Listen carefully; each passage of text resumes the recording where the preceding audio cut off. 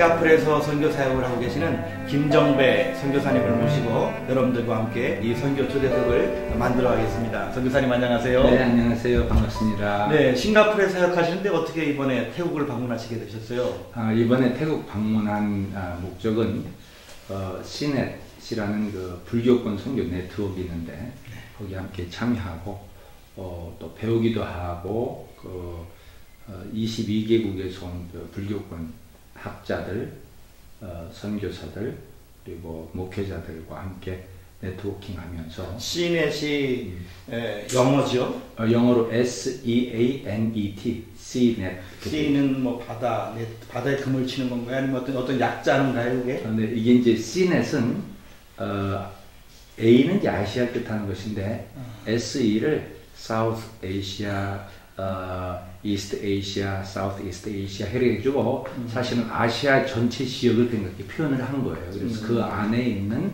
불교권에서 사역을 하는 복음 사역을 하는 분들이 네트워크를 하는 이제 그런 모임입니다. 그래요. 우리 시넷에 대해서는 좀 잠시 뒤에 더 말씀을 듣기로 하고 우리 특별히 우리 김정배 선교사님 선교사로 파송되신 지가 1990년대. 네, 1990년에. 어떻게 선교사로 헌신하게 되셨는지 또 가정은 어떻게 되시는지 그래서 좀 우리 듣는 분들이 좀 선이해할 수 있도록 좀 말씀을 좀 나눠주셨으면 고맙겠습니다.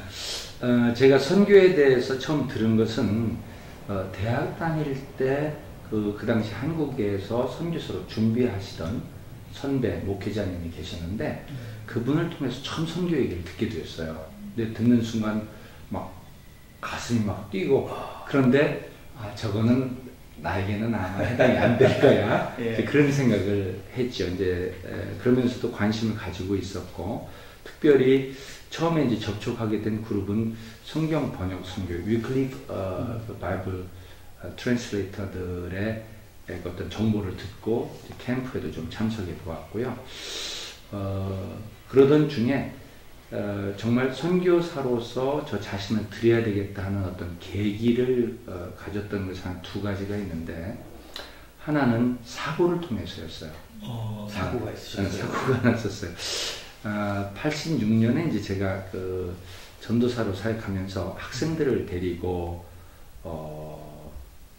그 성탄절에 대전 근교에 이제 장동이라는 지역이 있어요. 네. 거기 이제 대전에 모건대학교 영문과를 졸업하시고 그리고 바로 서울의 총신대에 가서 네네. 신학을 하시고. 네, 총신을 다닐 때 일이죠. 총신 다니면서 이제 파트타임으로 교육전을 할 때 학생들을 데리고 이제 군부대 성탄절 가서 성탄 행사를 마치고 돌아오는 길에 이 버스가 추락을 했습니다.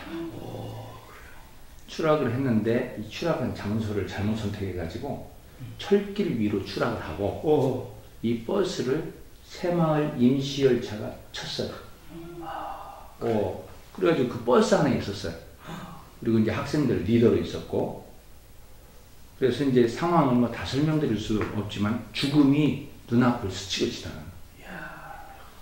그래서 그 과정을 통해서 병원에서 이제 기도하면서 주님이 나에게 왜 목숨을 연장시켜 주셨을까? 이미 목회자로서 어떤 사명으로 불러주시고 이제 신학을 하던 중이었는데, 그래서 그때 이제 주님께 그냥 기도드리기를 주님 살려주셨는데, 선교가, 그 당시는 선교가 뭔지 모르니까 그냥 선교하면 어렵다는 생각만 했었어요. 선교하면 어려울 것이다. 주님, 선교하는 어려운 지역 중에 가장 어려운 곳에 제가 가겠습니다. 이제 그런 기도를 드렸어요. 그것도 모르고. 이제 그것이 한 가지 이제 사고를 통해서 한 부분이고, 다른 하나는 그리고 나서 그 이듬해 이제 그 총신에 다니면서 학기 시작하면서 첫 해 수련회가 있어요. 그 당시 이제 대구 서문교회를 담임하셨던 이성원 목사님이 총회장이시면서 그때 강사로 오셨는데, 그때 수련회를 섬김 수련회라고 이렇게 이름을 붙여서 정말 그리스도를 본받아서 우리가 섬기는 이런 삶으로 주님께 우리 삶을 드려야 된다. 이제 이런 말씀을 들으면서 두 가지 이제 말씀과 어떤 사고에서 건져주신 하나님, 이걸 통해서 어디든지 보내주시면 가겠다. 이렇게 해서 이제 선교사로 나가는 거는 이제 헌신을 했고요. 그 다음에 질문은 이제 왜 태국입니까? 하는 내용이 이제 또 나올 것 같은데, 태국은 사실은 아는 게 없었어요. 그런데 저에게 선교를 도전 주신 그 분이, 그 교육자분이 태국 선교사로 헌신을 하셨어요, 나중에.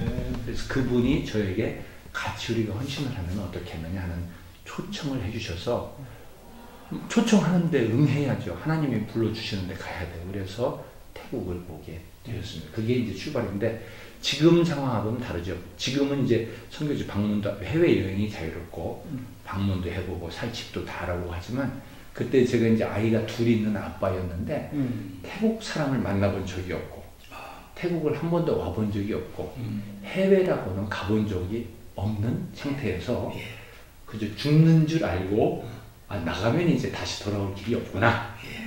그리고 이제 이 길로 나의 전생애를 주님께 드린다. 이런 생각으로 선교에서 출발했습니다. 그때 딸 둘 나이가 어떻게 됐어요? 이제 아들, 딸이었는데, 아들이 4살, 딸이 7개월. 그랬습니다. 그러면 지금 이제 수라에 아드님 하나, 딸 하나에 이제 선교지에서 하나를 더 낳았어요. 선교지에서. 네. 근데 이제 거기 딸 낳는데 또 조금 사연이 있는데, 저희가 입양을 좀 하려고 해서 태국에 와서 이제 사람도 키우고, 다른 하나는 재산권 문제. 우리가 뭐 재산도 없지만 어떤 부분에서 이런 부분들이 이제 근데 이제 근데 입양하는 부분들이 그 당시 좀 수월하지 않았고, 하려면 할 수 있는데 수월하지 않았고, 그 와중에 주님께서 하나를 더 이렇게 허락해 주셨어요. 그래서 셋째를 낳았습니다. 근데 이 셋째의 사연이 좀 얽혀있어요. 저희는 이제 태국에서 평생 살다가 태국에서 죽을 줄 알았어요. 그랬는데 셋째 아이를 아내가 가지고 출산 예정일에 태국에서도 출국을 하게 됩니다. 뭐 거기에 그 관련된 사연이 있는데, 그때가 출산 예정일이었어요. 출발한 그날이 출산 예정일입니다. 그래서 사모로서는, 이게 저희 생애는 헌신하는데 왜 이렇게 극적인 순간이 좀 많은지. 그래서 그때 이제 와서 한 2년 정도 언어를 했고요. 그리고 이제 방콕에 교회를 개척했고, 92년이죠. 93년에 이제 방콕에서 예수 믿은 분이 자기 고향에 복음을 전해달라. 그래서 이제 태국 북동부의 야소톤이라는 지역에 가서 또 복음을 전하고 교회 개척을 했어요. 근데 이제 이분들이 다 불교 있는 분들이고, 그러니까 그리스도 앞에 나오면서 이제 자기들이 그 모시던 신들이 있는데, 우상들이죠. 이 우상을 이제 정말 하나님께 나아가고 하나님께 예배드린다면은 하나님께서 우상을 가지고 있는 것과 우상을 섬기는 것을 기뻐하지 않는다, 이런 걸 가르쳤죠. 이 사람들이 그거를 이제 가져와서 이거를 이제 정리를 한 거예요. 정리를. 태국에는 집집마다 다 이렇게 다 있죠. 우상들이 있는데. 다 있죠. 그거를 이제 제거했군요. 그거를 이제 다 수거해온 거야. 각 집 세 가정이. 세 가정이 다 자기 집에 있던 우상. 전부 하여튼 거기에는 이제 이런 신상도 있고, 또 그 큰 천에서는 부적도 있고, 스님하고 찍은 사진도 있고, 자기 마음에 이제 그 걸리는 부분들은 다 가져와서 이제 없앤 거죠. 그런데 이제 그것이 나중에 이제 좀 태국 정부에 고발이 된 거예요. 그래서 태국 신문에 헤드라인으로 한 6일 정도가 나왔어요. 그래서 태국에서는 제 이름 되면은 이제 기독교인들은 다 알고, 그 당시 기독교 지도자들은, 그리고 이제 태국 사람들은 그 당시엔 좀 분노하는 이제 그런 그림이 있었죠. 그게 벌써 22년 전 일이니까. 그렇게 해서 그 아이 출산일에 급히 이제 싱가포르로 나가시게 된 거예요. 일단 한국으로 갔죠. 한국으로 출발하셨죠. 한국으로 갔는데, 이제 선교에 대해서, 선교만 아니라 보통 비행기를 타려면은 8개월 이상 돼서 비행기 타려면 의사 진단서가 있어야 돼요. 근데 이건 급작스러운 상황이어가지고 저희들이 바로 나가야 되는 상황이어서 뭐 그런 것도 못했고, 저는 이제 다른 선교사님들이 태국에서 먼저 떠나도록 해서 그날 낮에 싱가포르로 갔고, 아내와 두 아이들 있잖아요. 그때 초등학교 유치원인데 그 아이들 데리고 아이 하나를 데리고 아내가 한국으로 갔죠. 제가 아빠로는 좀 몹쓸 아빠입니다. 아내와 선교사의 삶이 뭐 다 그렇지 지켜주지 못한 이제 그런 부분들이 있고, 그러나 하나님께서 셋째 아이를 선물로 주셨고 한국에서 태어났어요. 한국에서 출산. 그래서 셋째 아이 이름을 상희, 항상 기뻐하라 이렇게 짓고, 걔 때문에 기쁨이 더 많이 생겼고 지금까지 또 많은 어려움이 있었지만 어려움 가운데서도 주님 주시는 기쁨을 누리면서 잘 지내고 그럼 있습니다. 상희가 지금 이제 대학생인가요? 대학교 3학년이죠. 그렇게 해서 이제 싱가포르에 가셔서 지금 싱가포르에서는 어떤 일을 하고 계세요? 싱가포르는 제가 이제 21년 정도 살았습니다. 싱가포르에서 처음에 가서 한 일은 이제 태국 사람들을 찾아서, 또 주로 노무자 그룹이었어요. 노무자 그룹을 찾아서 전도하고 이제 교회를 개척해서 목회를 했습니다. 한 8년 정도 했고, 그래서 그거는 지금 이제 태국에서 개척한 그 교회에서 첫 세례를 받은 분이 이제 사역자가 돼가지고 저희 지금 선교사님이죠. 저희 선교사님이 지금 이제 계속 제 뒤를 위해서 목회를 해주고 있고, 그거는 이제 산티팝 교회라고 되어 있고, 그 다음에 이제 그 OMF라는 단체를 비롯해서 8개 국제 단체에서 만든 그 선교사 훈련원이 있었어요. ACTI라고 Asian Cross Cultural Training Institute. 거기에서 이제 원장으로 좀 사역을 해달라 요청 받아가지고 거기서 2002년부터 2008년까지 하면서 이제 18나라에서 오신 그 선교사님들을 훈련하는 그런 일을 했습니다. 주로 이제 각 나라에서 오지만 아시아에서 사역하는 분들을 이제 훈련하는 그런 일을 했죠. 그래서 거기에는 이제 미국에서 오신 웨스터너들도 거기 가서 훈련을 하고 한국 분들도 거기 한국 분들이 한 30% 되고요. 네. 제가 훈련할 때 이제 영국 목사님들도 있었고 각 나라에서 오신 분들이죠. 이제 아시아의 선교사가 되기 위해 그렇죠. 직전에 와서 문화들을 훈련하고 뭐 그렇게 하는 과정이에요. 예. 그런 과정에서 이제 그래서 사실은 제가 훈련자의 입장으로 들어갔지만 주님이 저를 훈련시킨 기간이었다. 그리고 다른 분들은 4개월이면 훈련을 마치고 돌아가는데 저는 6년 동안 훈련을 못 마쳐가지고 계속 거기서 훈련을 이제 받는 그런 과정을 통해서 원장으로 사역을 이렇게 하시고 지금 이제 사모님도 그러면 싱가포르에서 어떤 사역을 하고 계시죠? 네, 지금 아내 이명국 선교사는 사실은 저희가 이제 결혼하기 전에 같은 교회에서 전도사를 하다가 만났어요. 그럼 사모님도 신학을 하신? 네, 신학을 했고. 그러셨군요. 신학을 했고 전도사를 하는데 제가 이제 이분을 잊지 못한 것이 우연히 대화를 하다가 이분이 이제 제가 이제 지금도 나이가 좀 젊게 보이는데 어릴 때도 어려 보였어요. 그래서 이분이 나이가 몇이에요? 묻는 거예요. 그래서 몇입니다. 이제 지금 청년 때니까. 근데 약간 저를 내려봐서 키는 제가 큰데 약간 내려보면서 몇 살이에요? 이제 물어보는 거예요. 근데 이제 제가 몇 살입니다. 대답하니까 나랑 똑같으네 이제 그러는 거예요. 그랬어요. 그 이명국 전도사가. 네. 그 처녀 전도사님이. 그래서 처녀 전도사님이 그러더니 그럼 생일은 언제예요? 그래서 생일을 말했죠. 그랬더니 나랑 똑같으네?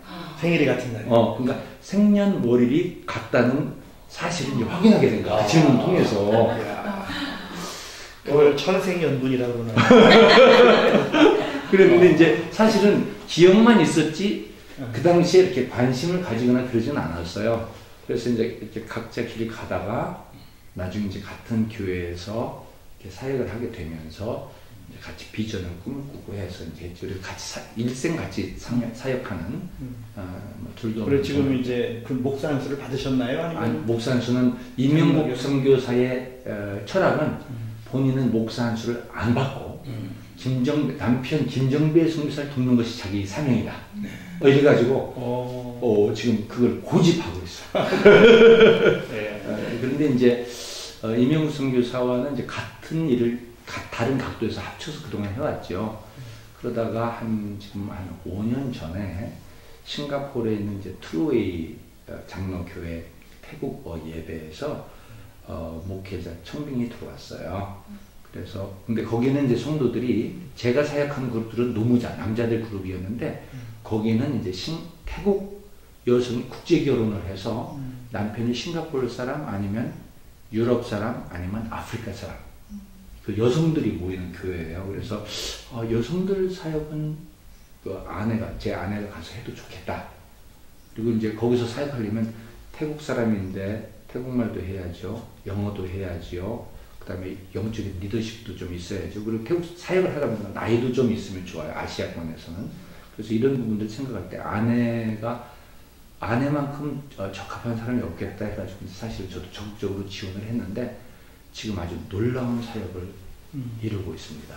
지금 싱가포르 내에 태국어 예배 드리는 곳이 한 몇 7군데 있습니다.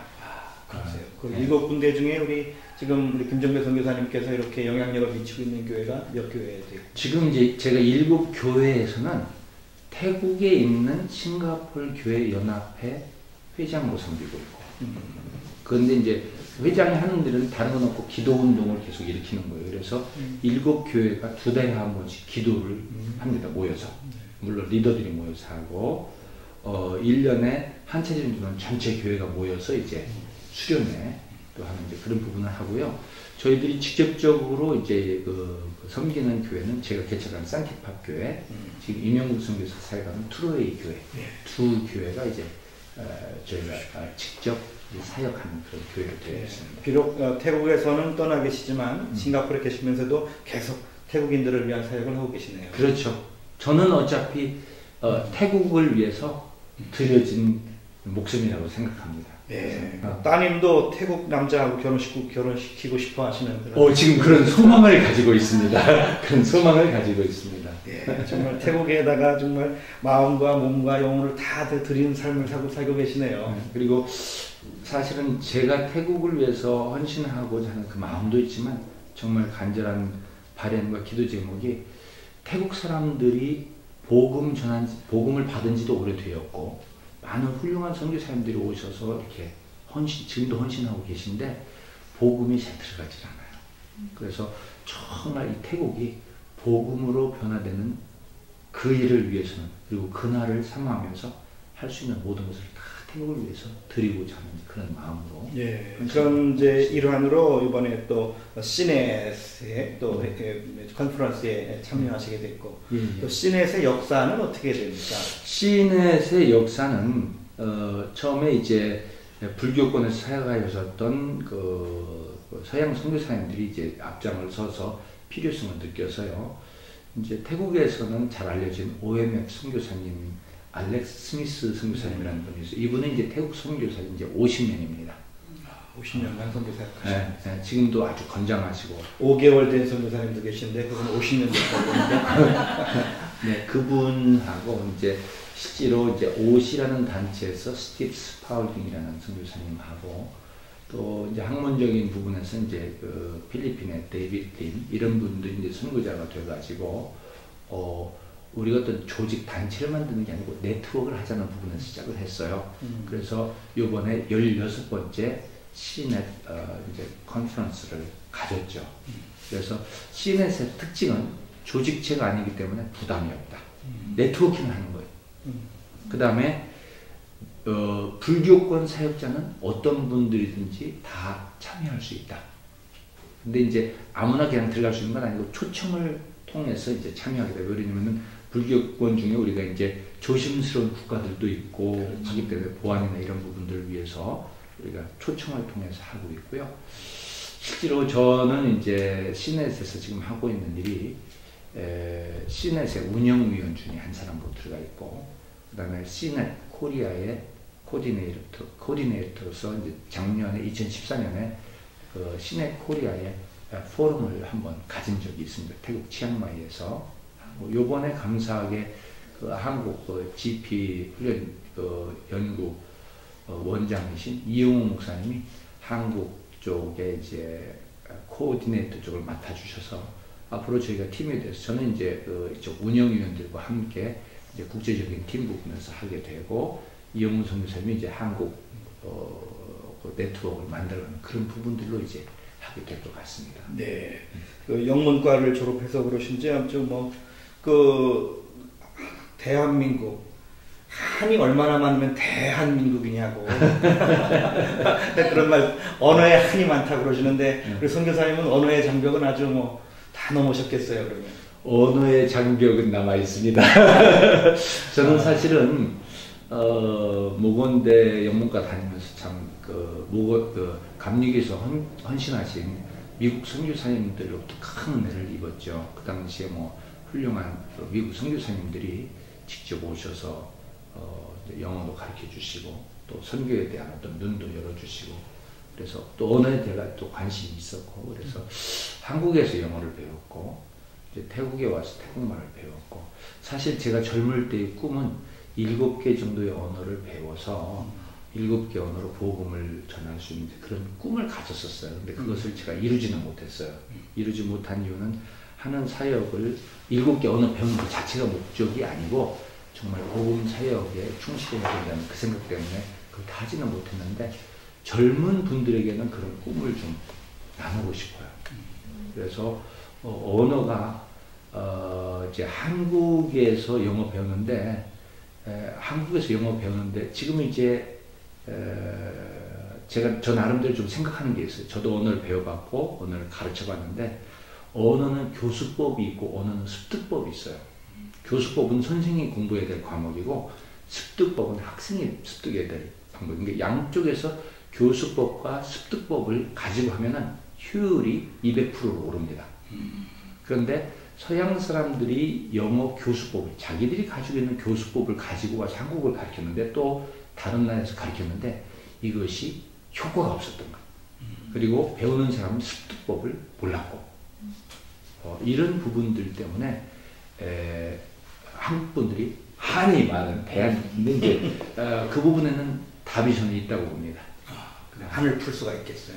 그럼요. 그리고 한국 분들이 유창한 여러 언어로 세계적인 국제적인 영향을 미칠 수 있다고 보고, 그것과 연관해서 저는 이제 하나님께서 A시대를 통해서 좀 많이 훈련을 시켜 주시는데, 제가 이제 국제적이다라는 단어를 한국에서 쓰는데, 제가 속해 있는 단체도 국제적이라는 표현을 쓸 때 가령 여러 나라에서 일하는 한국 사람들이 함께 모였을 때 국제적이라는 말을 쓰곤 해요.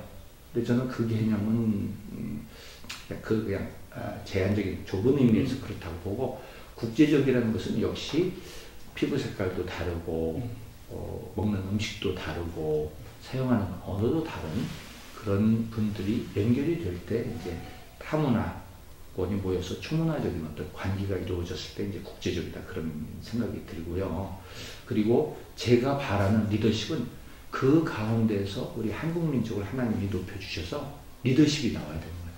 근데 내가 리더다 그게 아니고 그분들이 우리한테 찾아와서 당신한테 정말 배우고 싶습니다 하는 그 단계가 된다면 하나님께서 한국 민족을 통해서 이루신 국제적인 리더십이 이제 개발이 된 것이 아니냐, 이제 그런 생각이 드는 거죠. 오늘 김정배 선교사님 정말 국제적인 감각을 가지고 국제적으로 사역을 하고 계시는, 노력하는 중입니다. 네, 특별히 이 시넷은 이제 주로 영어로만 지금까지 컨퍼런스를 해왔지 않습니까? 네. 그런데 아무래도 이제 한국에 26,000여 선교사님들이 전 세계에서 사역을 하고 계시고, 특별히 아시아권에 많은 선교사님들이 모여 계시고, 아시아권에는 아무래도 불교가 영향력이 많은 지역이다 보니까 이 시넷에 대한 관심이 더 많을 거라고 생각되어지는데, 네. 아무래도 영어로 컨퍼런스를 하다 보니까 시넷에 참석하고 싶어도 참석하지 못했던 그런 분들이 많았을 텐데, 네. 이제 시넷 코리아가 네. 생겨져서 아무래도 시넷 코리아에서는 뭐 영어 부담 없이 한국어로 들을 수가 있겠네요. 시넷 코리아에서 지금 생각하는 그 목적하는 부분을 좀 말씀드리고 그걸 답을 드리면 좋을 것 같아요. 시넷 코리아에 지금 함께 참여하시는 분들은 선교 경험이 풍부한 한국 선교사님들입니다. 근데 이분들이 영어만 잘하시는 게 아니고 이미 선교지에서 선교지 언어로 사역을 가지고 계신 분들이고, 영어로 컨퍼런스에 참여할 수 있는 아주 훌륭한 분들이거든요. 그래서 이분들이 지금 중심이 되어서 시넷과 연결해서 우리가 하고 있고요. 시넷이 지금 추구하는 것이 한 3가지 정도 되는데, 한국 불교권에서 살아가는 한국 선교사님들의 네트워크를 만들어서 사역을 돕자. 첫 번째. 두 번째는 한국을 우리가 불교권이라고 생각하고 복음을 전했던 적은 없었던 것 같아요.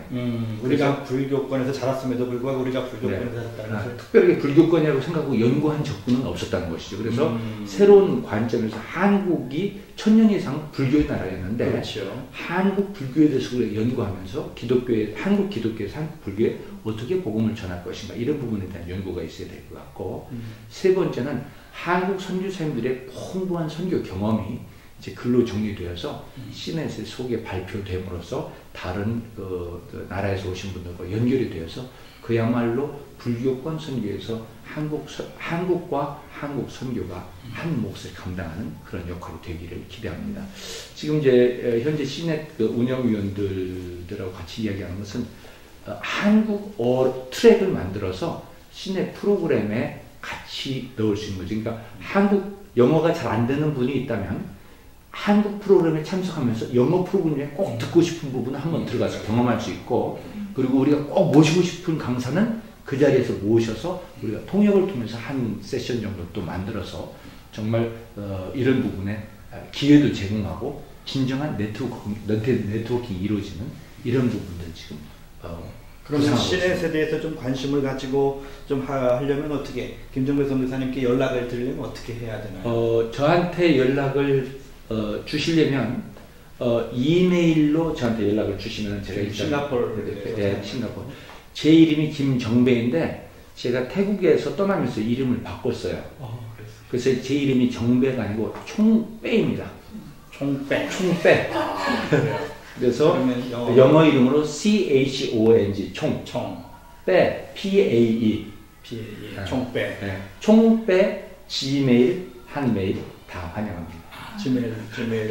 gmail.com 한메일.net. 네. 그러면 시넷에 관심이 있고 특별히 아시아 불교권 선교에 관심 있는 여러분, 불교권에 또 더 깊은 선교를 하고 싶고 또 불교권의 선교를 시작하기 원하시는 분들은 이 총배 골뱅이 한메일.net으로 우리 김정배 선교사님께 연락하셔서 그 불교권에 대한 그 정보 또 전략 이런 것들을 좀 서로 그 정보를 교환하셔서 선교를 하신다면 좀 더 효과적으로 하나님 나라를 확장하는데 여러분이 쓰임받지 않을까 그렇게 생각되어집니다. 여러분 이 방송을 청취하시는 여러분 이름 기억하시고 우리 김정배 선교사님 또 사모님이 이명국 우리 선교사님 그리고 아드님 따님 두 분 위해서 여러분 기도해 주시고 또 우리 김정배 선교사님께서 지금 이렇게 사역을 하고 계시는 이 시넷을 위해서도 많은 관심 부탁드리겠습니다. 이제 방송을 마치면서 혹시 이 방송을 청취하는 분들에게 혹시 기도 제목이나 비전 나누고 싶은 거 있으면 좀 말씀해 주시면 고맙겠습니다. 예, 현재 저희들이 그 기도하는 부분은 싱가포르에서 태국 사역을 하면서 선교 전략을 계속 개발하는 부분 잘 이루어질 수 있도록 하고 그런 부분들이 이제 좀 글로 정리를 해야 되지 않느냐는 그런 그 부담감을 가지고 있거든요. 그래서 이제 글로 쓰는 부분하고 하나님께서 또 이성상 선교사님을 만나게 해주셔가지고 정리되면 또 책으로 나오는 부분들이 다 잘 이루어질 것 같아요. 이 부분은 기도해 주시고 이미 이루어질 줄로 믿고 이 부분하고 좋은 동역이 이루어질 걸로 기대하고요. 태국을 위해서 기도할 때 현재 제가 지난 25년, 26년 동안 기도한 것은 태국의 도가 77개인데 77개 도마다 교회 하나가 개척이 됩니다. 하나 이상 개척되는 거예요. 현재 10개 도에 12개 교회가 개척이 되어 있습니다. 그래서 남은 67개 도에 교회를 개척해 나가는 이걸 위해서 기도해 주시고 제가 이제 시넷에서 운영위원으로 있는 것 이외에 그 ASM이라고 Asia Society of Missiology 아시아 선교학회에서 사무총장으로 있습니다. 그래서 금년 7월에 방콕에서 그 ASM 그 선교 포럼이 있는데 그걸 위해서 준비하고 있는데 이 부분을 위해서 같이 기도를 해주시면 정말 저도 충성스럽게 주님께 헌신을 다하도록 하겠습니다. 네, 감사합니다. 긴 시간 동안 아주 재밌고 흥미롭게 이렇게 방송에 참여하시는 김정배 선교사님 그리고 또 함께해 주신 여러 선교사님들이 감사드립니다. 고맙습니다. 네, 고맙습니다. 네.